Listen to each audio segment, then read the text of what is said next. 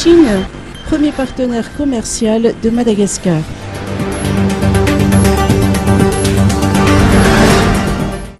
La Chine reste actuellement le premier partenaire commercial bilatéral et le premier pays d'importation de Madagascar. Selon les statistiques de la douane malgache, le volume du commerce sino-malgache de l'année 2018 atteint 0,98 milliards de dollars avec une croissance de 4,91%. L'exportation de Madagascar en Chine a atteint 0,15 milliards de dollars et l'importation à 0,83 milliards de dollars.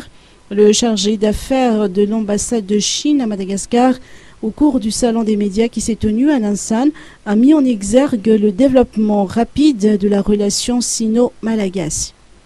Et puis, depuis l'établissement des relations diplomatiques entre la Chine et Madagascar, depuis les années 70, nous sommes heureux de constater que ces relations se développent très rapide et puis on a obtenu beaucoup de résultats qui sont profitables à la population.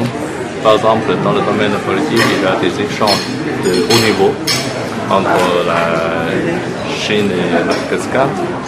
Et Madagascar participe activement au forum sur la coopération sino-africaine.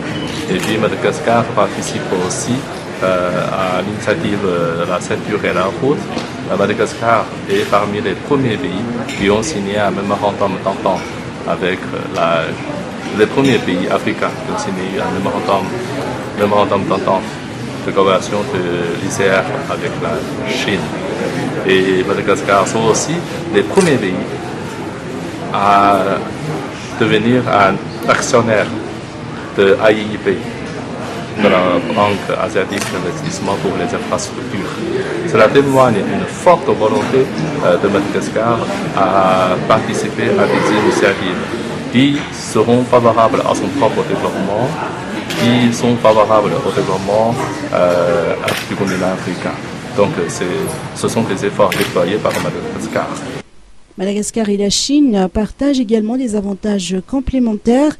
Les secteurs clés potentiels de la coopération sino-malgache dans le futur ont été abordés lors de la rencontre d'aujourd'hui à Nansan, notamment le riz hybride, le produit Junkao et la filière bambou. Dans le domaine des infrastructures, l'on peut citer la réhabilitation des routes, ports et aéroports, l'amélioration des services de santé publique, hôpitaux, résidences de mission médicale chinoises ou encore la construction des bâtiments administratifs et hôtels de luxe. Le secteur textile et manufacture ainsi que le service touristique de haut niveau ne sont pas en reste.